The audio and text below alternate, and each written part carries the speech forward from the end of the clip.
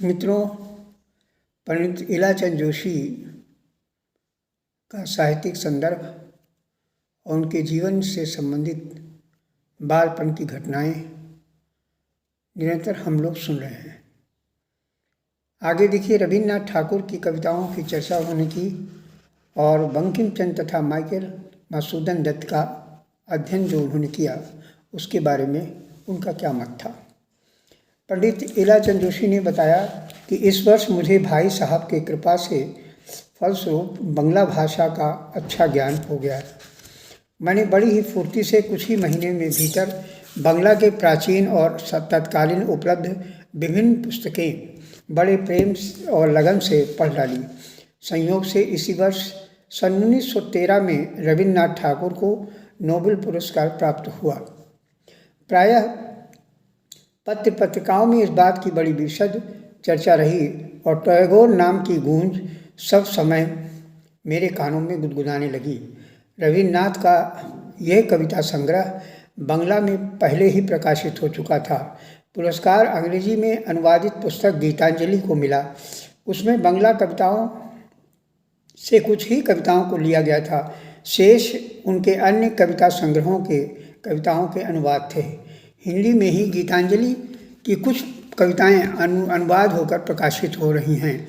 उन्हें पढ़कर मेरे एक आत्मीय बुजुर्ग जो भाई साहब के समवयस्क सहपाठी थे ने बतलाया कि जो हिंदी अनुवाद पढ़ रहे हैं उनसे लगता है कि वो बहुत साधारण हैं। कविताओं पर भाग्य से रविन्द्रनाथ को नोबेल पुरस्कार मिल गया। मैंने पूरे जोरों से आधिकारिक स्वर में कहा, नहीं ऐसी बात नहीं है। उन कविताओं को भाव बहुत गंभीर हैं। मैं उन्हें मूल बंगला में पढ़ रहा हूँ और मुझे उन्हें पढ़कर बड़ा ही आनंद मिल रहा है। और बात सच थी।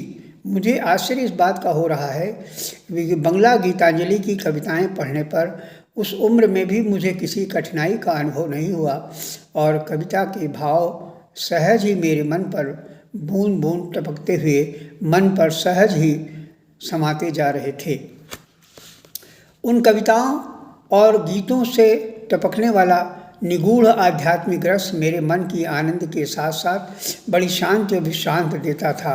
बाद में मुझे रविन्द्रनाथ के पूरे काव्य साहित्य का आस्वादन करने का अवसर मिला। तब मैंने जाना कि रविन्द्र साहित्य के भीतर गीतांजलि के गीतों की अपेक्षा कई गुना अधिक एक वैचित्र्यपूर्ण, सुंदर और सम्मोहक रचनाएं भरी पड़ी हैं। एक ही वर्ष के बाद मुझे गीतांजलि की रचनाएं वैविध्यहीन और एक रसता पूर्ण लगने लगी। उनकी सभी रचनाओं से चुने गए कविताओं के एक सुंदर और अपूर्व संकलन किसी तरह मेरे हाथ लग गया। मैं गीतांजलि का मोह त्याग कर उसी संकलन की रचनाओं के पठन, अध्ययन, मनन में पूरी तरह मानसिक और बौद्धिक शक्तियों के साथ जुट गया। उस एक संकलन ने समग्र संसार के साहित्य की विशेषताओं और बारीकियों का बोध कराया। सच में यह है कि सत्यम शिवम सुंदरम की जिस मूल अनुभूति से परिचय कराया, वैसा सुख संसार के किसी भी महाकवि की किसी रचना में मुझे आज तक कभी नहीं प्राप्त हुआ। यही कारण है कि मैं साहित्य बोध के क्षेत्र में तुलसीदास को अपना पहला गुरु तथा रविन्द्रनाथ टैगोर को दूसरा मानता हूँ। ये दोनों गुरु मेरे साहित्यिक जीवन के प्रारंभ से लेकर आज तक मेरे पथ प्रदर्शक रहे। जब कभी मैं अपनी साहित्यिक की यात्रा में विकट संकट के अरण्य में पड़ गया, तब उन दोनों ने मुझे बराबर घनघोर विषाद, निकट नैराश्य और एकाकीपन के दुस्सह अनुभूति के भार में मुझे उजागर किया। माइकल मधुसूदन दत्त और बंकिम चंद्र के संबंध में उन्होंने कहा कि बंगला के श्रेष्ठ कवियों और सर्वश्रेष्ठ उपन्यासकार बंकिम चंद्र चट्टोपाध्याय की रचनाएं मूल बंगला में धड़ल्ले से के साथ पढ़ और समझ लेता था। उनका पूरा रस लेने पाने में समर्थ हो गया। माइकल मधुसूदन दत्त और बंकिम चंद्र की रचनाओं में संस्कृत के तत्सम शब्दों का इतना अधिक प्रयोग होता था कि मेरा संस्कृत का भंडार उनकी रचनाओं के पाठ से बड़ी तेजी से प्रगति करने लगा और संस्कृत भाषा न पढ़ पाने की ग्लानि मेरे मन में बहुत मिट गई। माइकल मधुसूदन रवींद्रनाथ की रचनाओं के प्रकाशन के पहले तक बंगाल के सर्वश्रेष्ठ क्लासिकल कवि माने जाते थे। उनका प्रसिद्ध महाकाव्य मेघनाद वध मैंने पूरी लगन से पढ़ डाला। मेरी काव्य रुचि का मेल रवींद्रनाथ की कविताओं के प्रति ही अधिक बैठता था, इसलिए मेघनाद वध की बहुत प्रचारित महत्व से मैं विशेष प्रभावित नहीं हुआ।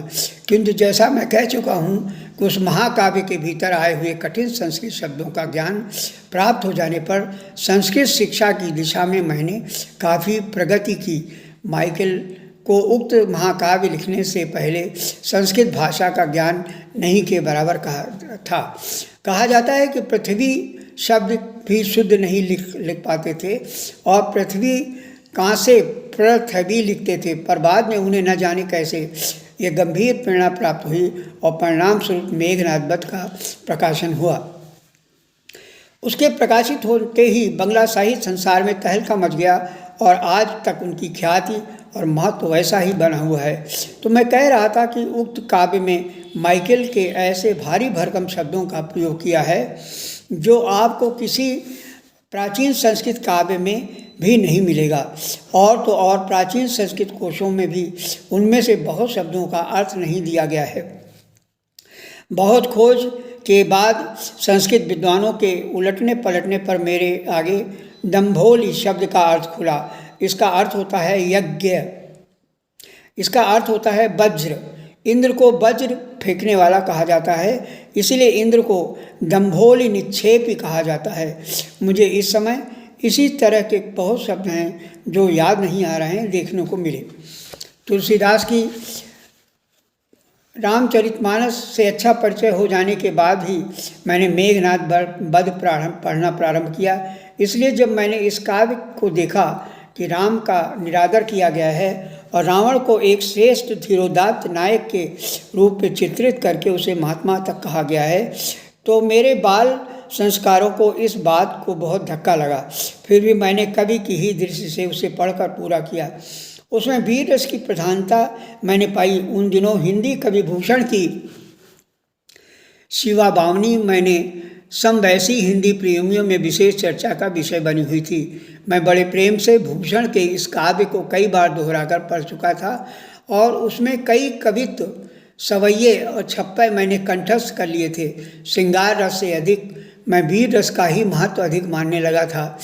अतएव मेघनाद वध काव्य की अन्य बातें मुझे भले ही पसंद नहीं हों, पर साहित्य ज्ञान की दृष्टि से उसकी वीर रस प्रधानता शैली मुझे बहुत पसंद आई।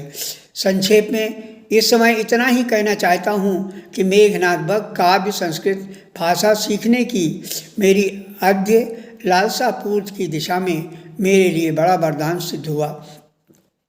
व्यक्तिगत रूप से मुझे बंकिम की संस्कृत गर्भित शैली बहुत अधिक पसंद आई। इन दोनों लेखकों की रचनाओं के अध्ययन के बाद मुझे लगा कि संस्कृत भाषा का नियमित ज्ञान प्राप्त किए बिना मेरा विस्तार नहीं है।